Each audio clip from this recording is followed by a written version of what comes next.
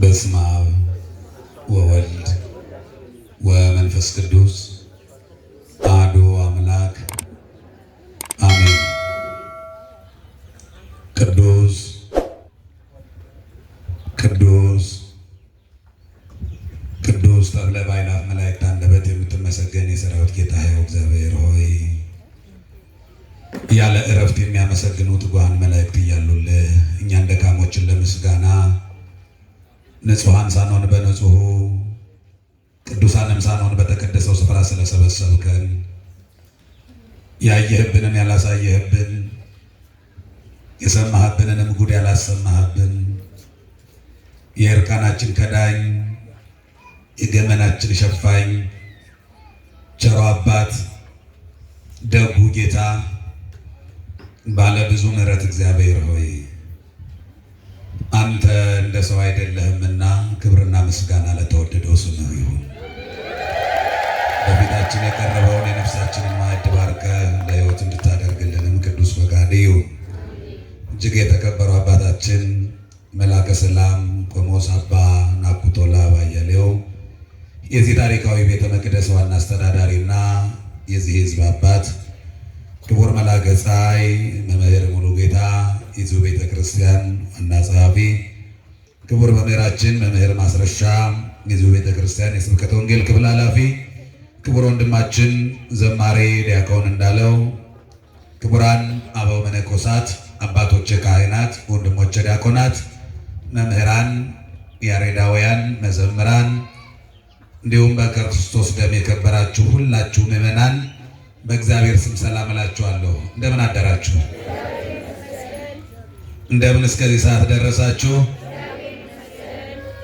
ሞት በነገሰበት የመርዶ ዜና በበዛበት በሰላም አድሮ መገናኘትን ብርቅ በሆነበት በዚህ አሰቃቂ ዘመን የሲኦል ምሳሌ የሆነውን የሌሊቱን ድቅድቅ ጨለማ አሳልፎ ይህን የተደነቀ ብርሃን የሰጠን የሞት ምሳሌ ከሆነው እንቅልፋችን ቀስቅሶ አፋችንን በምስጋና በዝማሬ በእልልታ የሞላ ፍቅሩ ከወዳጅም ከወላጅም በላይ የሆነው አማኑኤል ስለማይነገር ብዙ ስጦታው ስለማይከፈልም በጎ ውለታ ሁሉ ክብርና ምስጋና ለተቀደሰው ስሙ ይሁን። ቅዱስ ኤፍሬም በውዳሴው አባ ሕርያቆስ በቅዳሴው ቅዱስ ጊዮርጊስ በሰዓታቱ ቅዱስ ያሬድን በማህሌቱ አወድሰው ያልጠገቧት የቅዱሳኑ ናፍቆት ወላዲተ አምላክ ድንግል ማርያም ከምድር የተገኘች ሰማይ ከሰማይ የሰፋች ዓለም ሰማይና ምድር የማይችሉትን ጌታ በቅፏ የያዘች ዓለምን በዝናብ አብቅሎ በፀሐይ አብስሎ የሚመግበውን ጌታ ጡቷን ይዛ የመገበች ዓለምን እንደ እንቁላል በመሃል እጁ የያዘውን አምላክ በእጆቿ የታቀፈች ወላዲተ አምላክ ድንግል ማርያም ክብር ይግባት። ለቅዱሳን ሁሉ እንደየክብራቸው ምስጋና ይድረሳቸው። እንኳን አደረሳችሁ። እስኪ ያደረሳችሁ ጌታ ምስጋና ሰውለት እስቲ ለዚያ አምላክ ግዴላችሁ። ይህንን ሌሊት ሐኪም ቤት ያነጋ ሰው አለ። ይህንን ሌሊት እስር ቤት ያነጉ ሰዎችም አሉ። እኛ ነጭ ልብስ ለብሰን ለምስጋና ስንሰባሰብ ጥቁር ልብስ ለብሰው ለልቅሶ የተቀመጡም አሉ። እግዚአብሔር ከፈተናና ከመከራ ሰውሮ እዚህ ያደርሶናልና ምን ይገባዋል ለዚህ ቸር አባት ተመስገን። እግዚአብሔር ቢረዳን ባለችን አጭር ጊዜ የምንማማርበት ርዕሳችን 5ቱ ሐዘናት በሚል ይሆናል። በኦርቶዶክሳዊት ቤተክርስቲያን ስርዓት መሰረት ከመስከረም 26 እስከ ህዳር 5 ያለው የእመቤታችን ስደት የሚዘከርበት ወቅት ነው። በቤተ ክርስቲያናችን ደግሞ ተአምረ ማርያም በተባለው መጽሐፍ ላይ አንዱ ተአምር በርዕስነት የያዝነው ክፍል የሚገኝበት ነው። 5ቱ ሐዘናት። በዚያ የመጽሐፍ ክፍል ላይ ለስም አጠራሩ ክብር ይግባውና መድኃኒታችን ኢየሱስ ክርስቶስ እናቱ ድንግል ማርያምን እንዲህ አላት ይላል። እናቴ ሆይ ምን ሆይ በማርያም ምን ሆይ ማን ነው እንዲህ የሚለው? ማንን? ድንግል ማርያምን።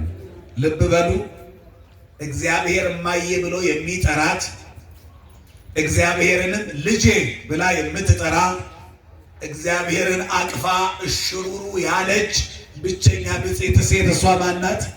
የአማኑኤል እናት። ምስጋና ይግባት ነው። እናቴ ሆይ አንዲት እናት ተራ ሰው ወልዶ ለማሳደግ ብዙ ዋጋ ትከፍላለች። ብዙ መከራ፣ ብዙ ቁስል፣ ብዙ ሕመም አለባት። ብዙ የልብ ስብራት፣ ብዙ የሐዘን ቀን ታሳልፋለች።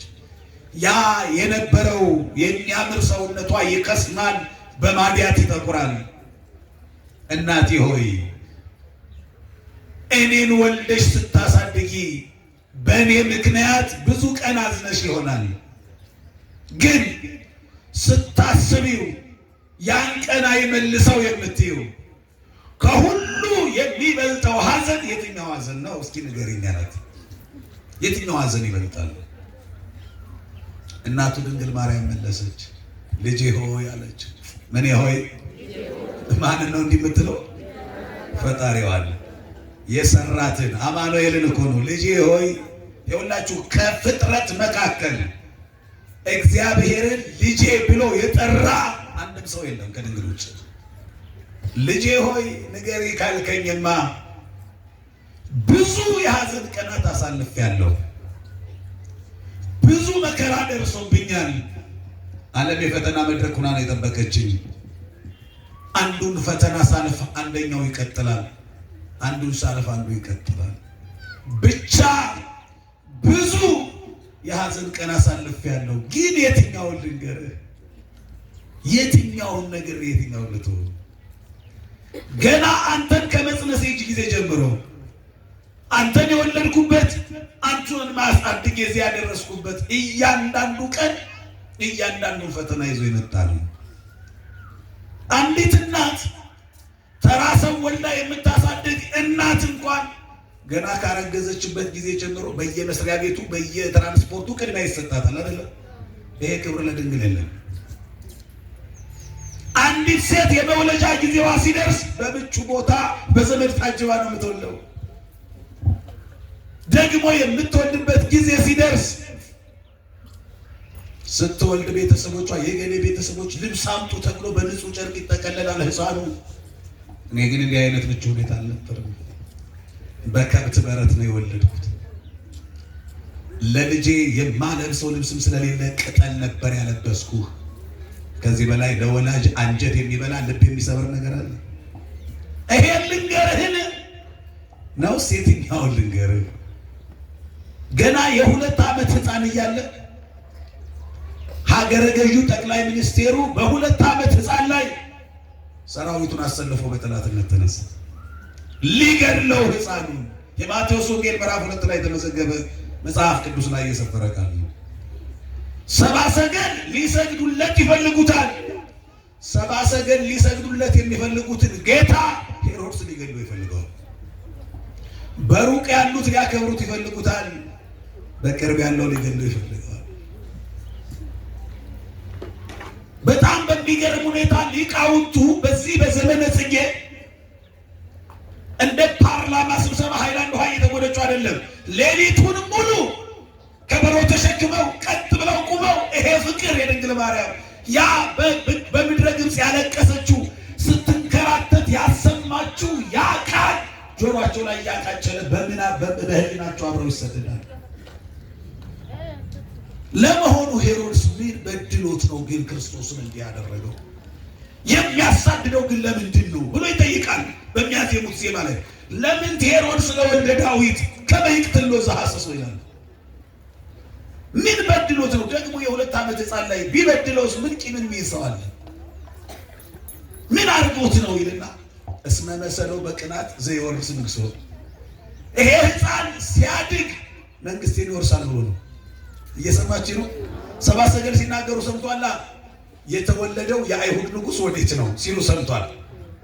ስለዚህ ከ30 ዓመት በኋላ አድጎ መንግስቴን ይወርሳል ብሎ ነው በቅናት። ከስንት ዓመት በኋላ?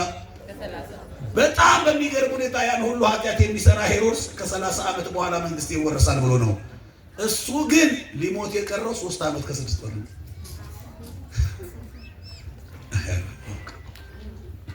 አያለማወቅ በዚህ ጊዜ አሁን ንስሐ የሚገባበት ሰዓት እንጂ 144,000 ሕፃናትን ደማቸውን አፈሰሰ፣ እንደ በግ አረዳቸው። ከተማይቱ በሕፃናት በሰው ደም ጎርፍ ተጥለቀለቀች። ይሄ የሆነው ክርስቶስን ለመግደል ከዚህ ሁሉ መካከል አንዱ ይሆናል ተብሎ ታስቦ ነው።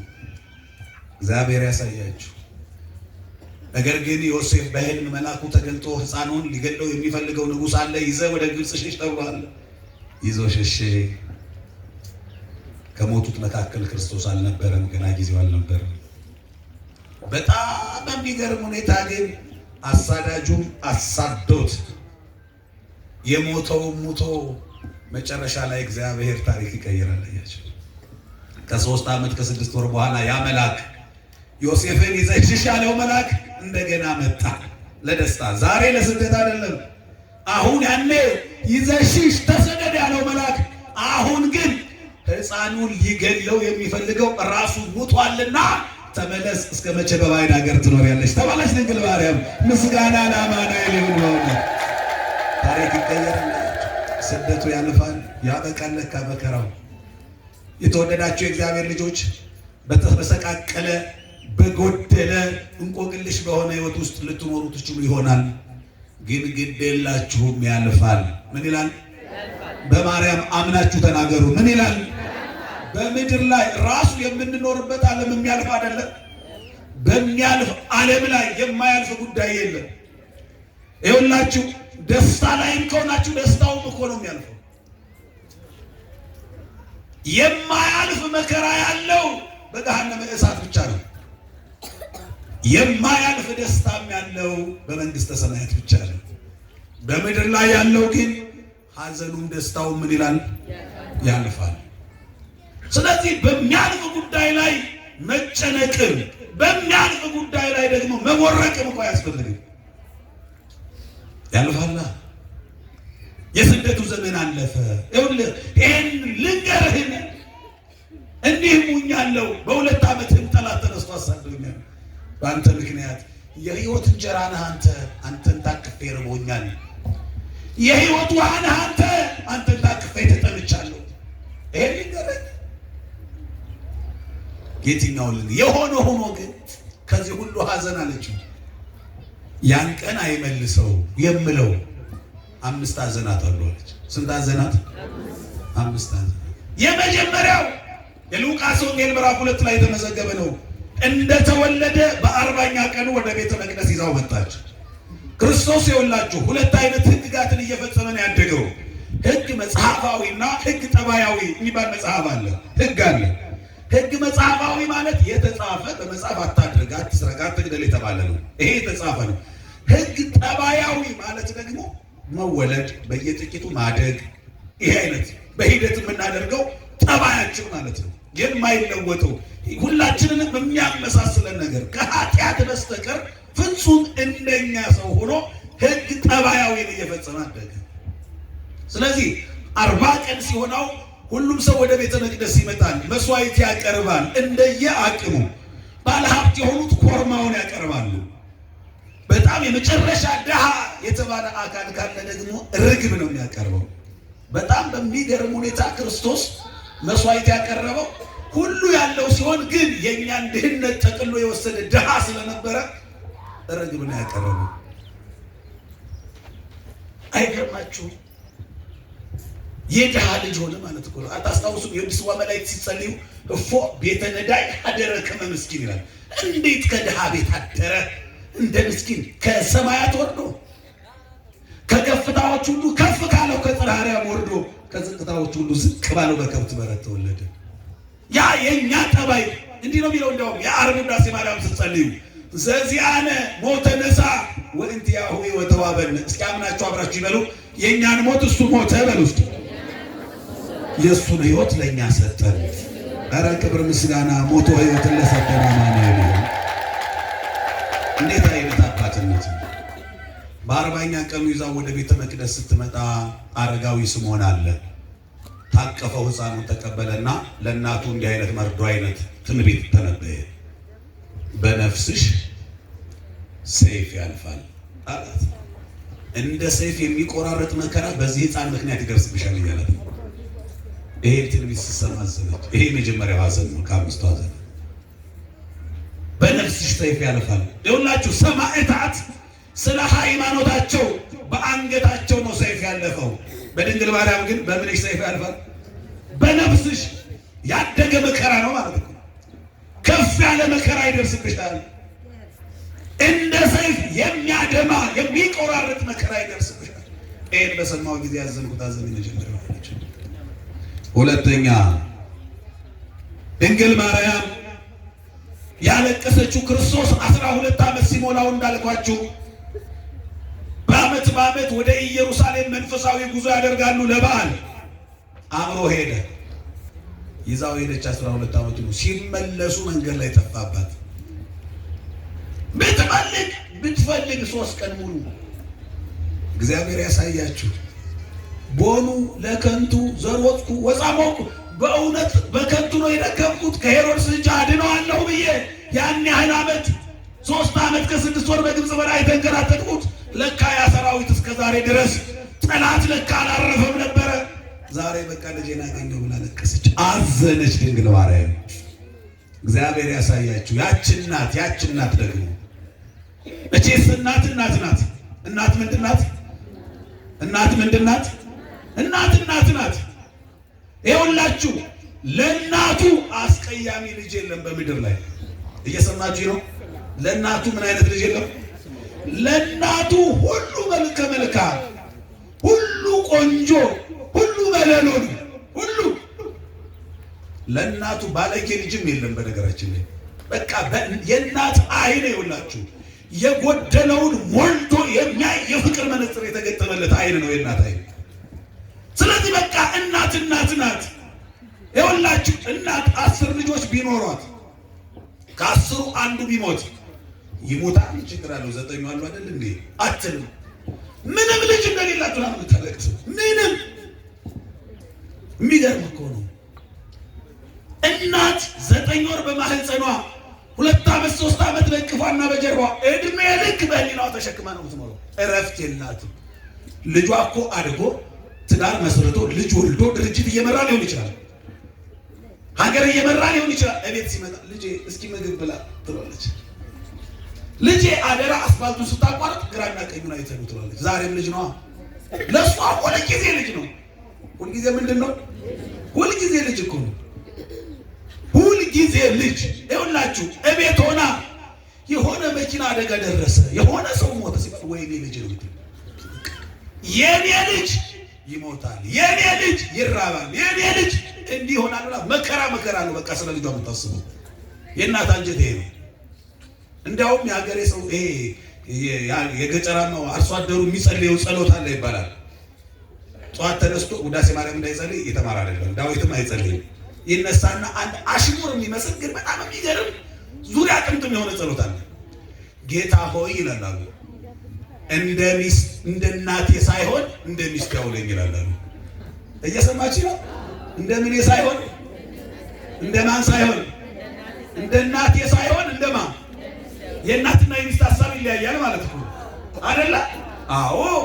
እናትም ሚስትም አንድ ግቢ ውስጥ የሚኖሩ ቢሆኑ አንድ ወጣት ወጥቶ ማታ ላይ 2 ሰዓት ቢሆን የት ሂዶ ነው ተባብለው ይጠያይቃሉ። የሄደበትን ገበያ ሄዶ አልመጣም እስካሁን 3 ሰዓት ሲሆን ይጨነቃሉ። የሁለቱም ሀሳብ ይለያያል። አሁን እናት እንዳልኳችሁ ልጄ ታስሮ ነው፣ ልጄ ሙቶ ነው፣ ልጄ የሆነ ችግር ደርሶበት ነው ብላ መከራውን ታስባለች። በዛ ሰዓት ሚስት የምታስበው ግን ምንድን ነው? ስለምታውቁት በቃ ማብራራት አይጠበቅም ማለት ነው። ሳቃቸው እየበላ እየጠጣ እኔ ባዶ ቤት ግድፍት ብያለሁ። እሱ ዘንድ እንዲያውም ይሄ ብቻ አይደለም፣ ለዚህ መድረክ አይመጥንም፣ ለዚህ ቅዱስ አውደ ምሕረት አይመጥንም እንጂ ከአንዷ ጋራ እንዲህ የሆነ ሁላ ነው የሚታሰበው። እውነት አሰት አየው። የገበሬውን ጸሎት አስቡት። አሁን እንደ እናቴ ሳይሆን እንደ ማናው ላይ እንደ እናቴ ስታሰር ስገረፍ ስሞት ሳይሆን እንደ ሚስቴ ስበላ ስጠጣው ላይ ማለት በአጭሩ አብላኝ አጠጣኝ እያለ እኮ በቅኔው ይጸልዩ እናት። ይኸውላችሁ ይሄ ወጣት ማታ 4 ሰዓት ላይ እግሩም ምላሱም ተሳስሮ ቢመጣ እያንዳንድሽ እያለ እየተወለጋገደ ግቢ ውስጥ ቢገባ ሁለቱም ያዩትና የሚሰጡት ውጤት የተለያየ ነው። ሚስት እንዳልኳችሁ ሰክሮ ነው፣ አብዝቶ ጠጥቶ ነው፣ ከልክ በላይ ጠጥቶ ነው ትላለች። እናት ግን በፍጹም የኔ ልጅ ሰክሮ አይደለም፣ ብዙ ጠጥቶም አይደለም። ኧረ እባክሽና ምን ሆኖ ነው ታዲያ ስትባል በባዶ ሆዱ አንድ ቢራ ጠጥቶ ያችን አታናቱ ላይ ወጣ እንዲያለች እንጂ ልጄን ማጫዋ ነው ስሜን እንዳታጠፉ ብላ ለልጇ ጥብቅና ትቆማለች። አክማ ነው የምትረዳው። አያችሁ፣ ለእናቱ ሰካራም ልጅ የለም፣ ለእናቱ ባለጌ ልጅ የለም። አያችሁ፣ እንዲያውም ይላል አንድ ፈላስፋ፣ በጣም ነው የሚገርመኝ። እናት 7 አይነት እናትነት ነው ያለው በነገራችን። የዝንጀሮን እናትነት አስቡት። ልጇን በምኗ ነው የምታዝለው? በሆዷ ነው የምታዝለው። እናት ግን እንደ ዝንጀሮ አይደለችም። በምኗ ነው የምታዝለው? ለምን ሲባል አለ ለደህንነቱ ነው አለ የፈላስፋ። ምግቡ ያለው እኮ በፊት ለፊት ነው፣ ጡቱ ያለው አይደል? ቁጭ ብላ ታጠባው ትመግበውና ጉዞ ስትጀምር ቦታ ትቀይርለታለች። ለደህንነቱ ነው። ለምን ጦር ቢወረወር እንኳን ቀድሞ ማንን ይውጋ? እኔን ይውጋ ብላ ነው። ስሄድ እንኳን እንቅፋት መጥቶ ቢወድቅ ከልጄ በፊት እኔ ድፍት ልበል ብላ። አይናት አሁን እየዘረዘርኩላችሁ ያለሁት ኃጢአትን የሚስማማት ምድራዊቷን እናት ነው።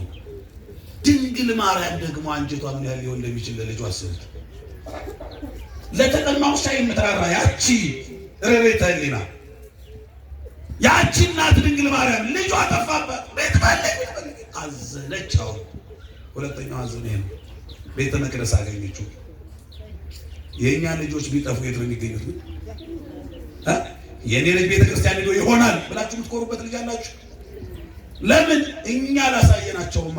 እሷ የኖረችው ቤተ መቅደስ ነው። 12 ዓመት እየሄደች እየመጣች እኮ አይደለም፣ እየዋለች እያደረች ብዙ። የእሷ ልጅ ቢጠፋ የሚገኘው የት ነው? አዎ ልጅ ወላጁ ነው የሚመስለው። የተዘራበትን ነው የሚያበቅለው። የተጻፈበትን ነው እንዲነበብ የሚያደርገው። ያልተጻፈበት ከየት መጥቶ ይነበባል? ያልተዘራበት ከየት መጥቶ ይበቅላል? ያላሳየነውን እንዴት ይመጣል ልጁ? አያችሁ፣ ይሄ ሁለተኛው ሐዘን ነበረ። ሶስተኛው ሐዘን እንዲሰቀል በሐሰት ተከሶ በጲላጦስ አደባባይ ለፍርድ ሲቆም እያየችው ነው። ፍርዱ የተወሰነው ሌሊት ነው። ሌሊት ክፍት የሚሆን መስሪያ ቤት እኮ የለም። ክርስቶስን ለመስቀል ግን ዓለም ሌሊት 6 ሰዓት ላይ ቢሮ ክፍት ነው ያውቃል። ሌሊት ነው ፍርዱ የተፈረደው። ጴጥሮስ ሲክድ ታስታውሳላችሁ? እሳት እየሞቀ ሌሊት በጨለማ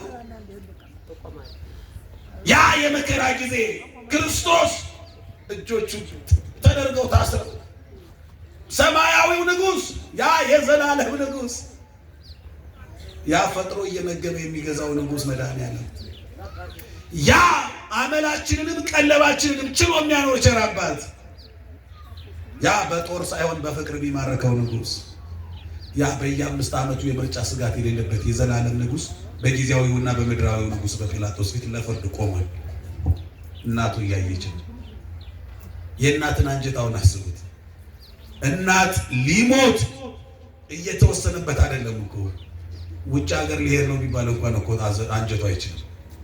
ዩኒቨርሲቲ ሊሄድ ነው ልጅሽ ሲባል እንኳን የምትደነግጥ እናት፣ ተኝቶ ረጅም ጊዜ ሲቆይ ልጅ ዛሬ ግን በደህና ነው ለምትጨነቅ እናት፣ አሁን ግን ከዚህ እንደወጣ ሊሰቀል ነው ስትባል እየሰማች ያን ሁሉ ግፍ እያየች አንዱ ወደፊት ሲገፋው አንዱ ወደ ኋላ ሲያጋፋው አይኗ ያያል። ይሄን ያየሁበት ቀን ነበረ። ሶስተኛው ልቤ በሐዘን የተሰበረ አለች። አራተኛው እንድትሞት ተፈርዶ በዘመኑ የወንጀለኞች መቅጫ ደረጃ አለው፣ አማራጭ አለ። የመጀመሪያው ጥፋቱ መለስተኛ ከሆነ 40 ጊዜ ይገረፍና ይለቀቃል። የሚገረፍ ከሆነ አይሰቀልም፣ የሚሰቀል ከሆነ ደግሞ አይገረፍም። ቅጣት አንዴ ነው፣ ክስም አንድ ነው። በክስ ላይ ክስ የለም፣ በቅጣት ላይ ቅጣት የለም። ክርስቶስ ተገረፈ፣ ተሰቀለ። ከተገረፈ ስንት ነበር የሚገረፈው? ለቱ 7 ጥፋተኛ እንኳን ቢሆን ብቻ ነበር፣ 40 ጊዜ ብቻ ነበር። እሱ ግን ጅራፉን ይዙና ሲገርፉ ቆይተው 32 ስንት ነበር? ጠፋኝ ይላል። አንታት ሆነ ማምጣው እንደው ሚልና ደግሞ አንደኛው ይተካል። ያያንዳንዱ ሲደመር 6666 ጊዜ ተገረፈ። ተገርፎ እንኳን አላበቃም፣ ተገረፈም ተሰቀለ። በሁለት ወንበዴዎች መካከል ተሰቀለ። እነዚህ ወንበዴዎች እኔ በጣም ነው የሚገርመኝ። ከ30 ዓመት በፊት ከክርስቶስ ጋር ሲሰደድ ተገናኝተዋል።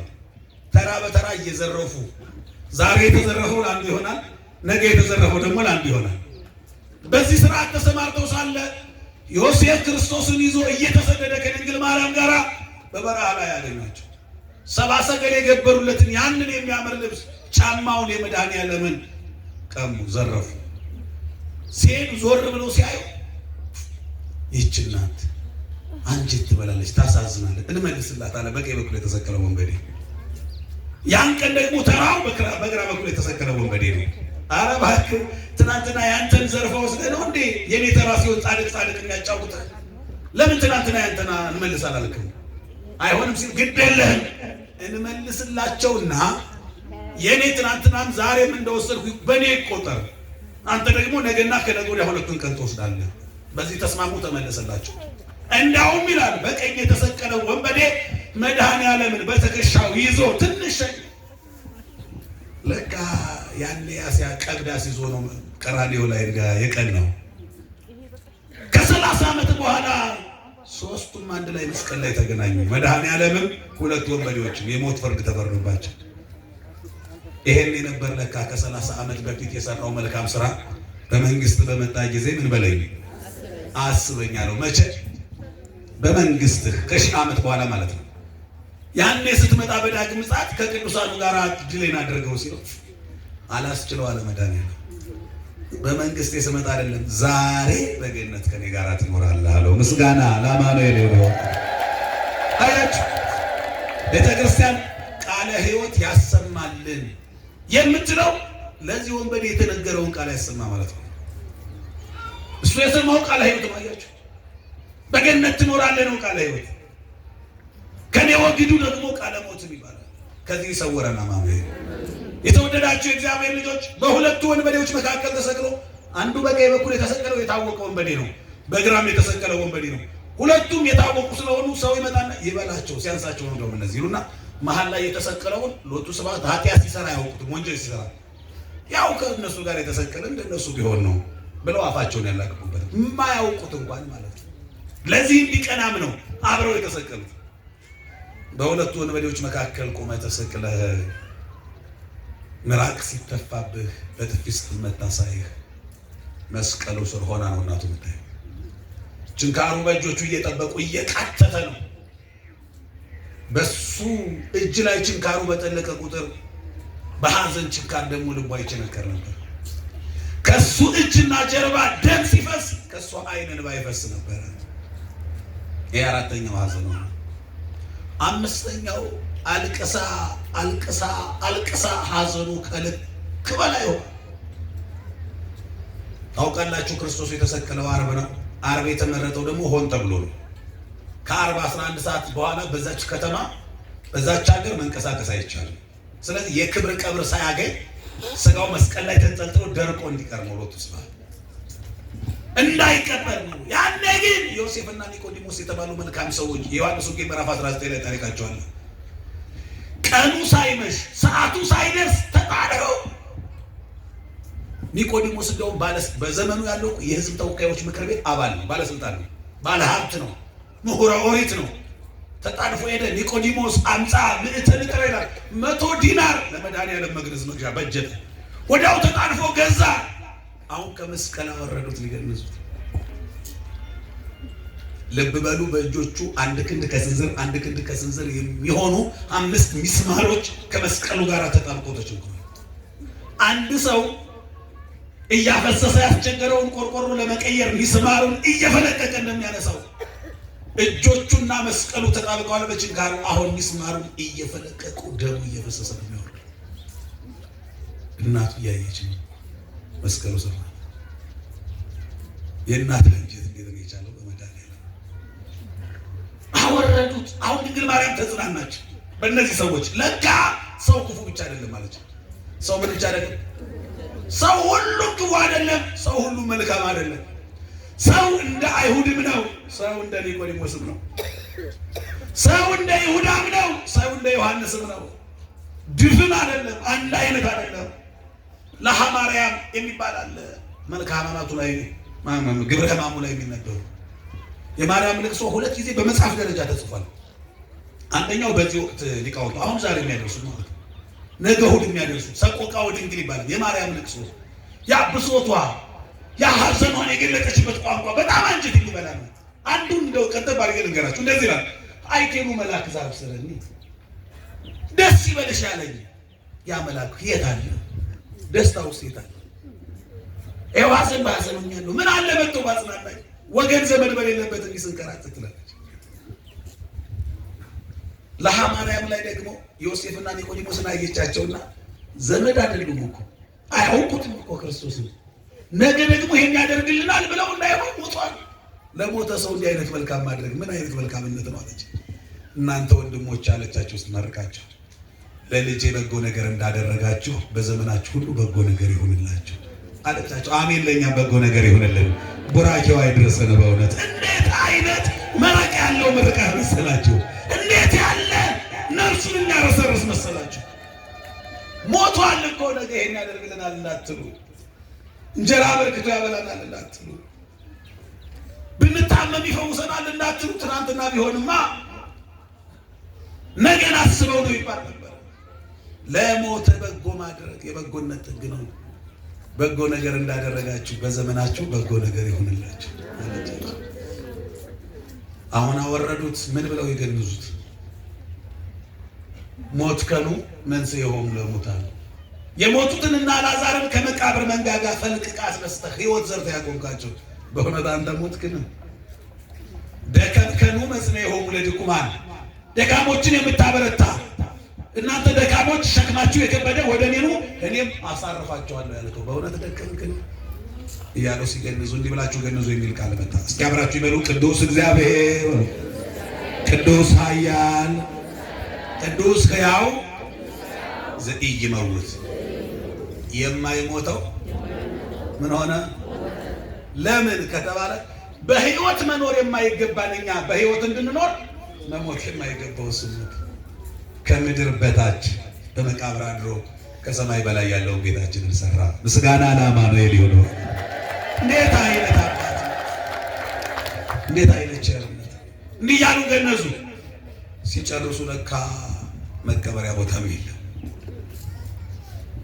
እናቱ እያየች ነው። ልጇ መኖሪያም አልነበረውም። ሲንከራተት በስደት ኖረ። በብዙ መከራ ውስጥ በዛ ሁሉ ፈተና ኖረ።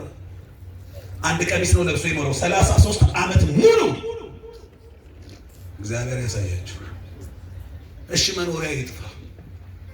ወላጅ ቢሆን ስራ ቢኖረው ልጁ ደስ ይለዋል አይደለም? ቢሆን ቤት ቢኖረው ደስ ይለዋል። ቤት የሚያጣ ልጅ ሊኖር ይችላል። ስራ የሚያጣ ሊኖር ይችላል። መቀበሪያ ያጣ ልጅ የድንግል ማርያም ልጅ ያ ቀባሪ አታሳጣኝ የሚለው የምንለው ጌታ። ስርዓተ ቀብሩ ደግሞ የሚፈጸመው በሁለት ሰዎች ብቻ ነው። እየሰማችሁ ነው? እየሰማችሁ ነው ወይ? እስቲ እግዚአብሔር ያሳያችሁ። በአካባቢያችሁ መልካም የተባለ ሰው፣ የተጣላ አስታራቂ፣ የታመመ ጠያቂ፣ እንደው በአካባቢው የተወደደ ሰው ቢኖር ቢሞት ልጆቹ በጣም ያዝናሉ አይደል? አዎ። ወደ ቤተ ክርስቲያን ለቀብር ሲመጣ ደግሞ ሁለት ሰው ብቻ ሊመጣ ቀብሩ ላይ ሀዘናቸው ድርብ ነው የሚሆነው፣ እጥፍ ነው የሚሆነው። የኛ አባት እኮ ለሰው እንዲህ አልነበረም ይላሉ። ከዛ እነሱ ብሶታቸውን አይደለም። አዎ መድኃኒዓለም ለሰው እንዲህ አልነበረም፣ ግን እሱ ጋር ሆነ። ዓለም ለመልካሞች አትሆንም። አያችሁ፣ ጠባይዋ ነው። የወንበዴዎች አለቃ በርባን እኮ ተፈቶ በሰላም እየኖረ ነው። ቅዱሱና ጻድቁ ተሰቅሏል። እስቲ እጃችሁን ወደ ላይ አውጡት። ወደ ላይ ሁለት እጃችሁ እስቲ ከሁለቱ እጃችሁ ትጉ፣ ብርቱ፣ ታታሪ የትኛው ነው? በጣም ጥሩ። አምባር፣ ጌጥ፣ ቀለበት፣ ሰዓት የሚሸለመው ደግሞ የትኛው ነው? የዓለም ጠባይ ነው። ያችሁ ወንበዴው እኮ ይለቀቅ ተብሎ በሰላም እየኖረ ነው። እነ በርባን፣ እነ ጥጦስ፣ እነ ዳክርስ እንዴት መዝረፍ እንዳለባቸው መመሪያ እየሰጠ እንዲህ ብታደርጉ ነው ስኬታማ የምትሆኑት የሚለው። በርባን በሰላም እየኖረ ነው። ያቸር አባት ያለ ክፍያ የሚፈውሰው ጌታ ግን ይኸው ተሰቅሏል። ይሄን ባየ ጊዜ አምስተኛውን ሐዘን አዘንኩ አለችው። ይሄን ሰማ። የእናቱን ሐዘን ነው አሁን የሚሰማው መድኃኒዓለም። ልብ በሉ፣ የኛ ሐዘን የሚገባው ያ ጌታ፣ የኛን ጸሎት የሚሰማ ያ ጌታ እናቱ በዚህ ስሜት ውስጥ ሆና ስትነግረው ምን አይነት ስሜት እንደሚሰማው ስሜት እናቴ ሆይ አላጣው ሰማሁሽ፣ በጣም አንጀት ይበላል፣ እውነት እልሻለሁ አለ። ይሄንን አሁን የነገርሽኝን አምስቱን ሐዘን እያሰበ አቡነ ዘበሰማያትና በሰላም ቅዱስ ማለት አባታችን ሆይና ከአባታችን የቀጥሎ እመቤታችን ቅድስት ድንግል ማርያም በመልአኩ በቅዱስ ገብርኤል ሰላምታ ሰላም እልሻለሁ የሚለው በፍጹም ተመስጦ ሆኖ ይሄን ሐዘን እያሰበ የጸለየውን በማይታበል ቃል እገባልሻለሁ እምረዋለሁ ማለት በማይታበል ኪዳኑ ይማረን። የሰማነውን ይባርክልን።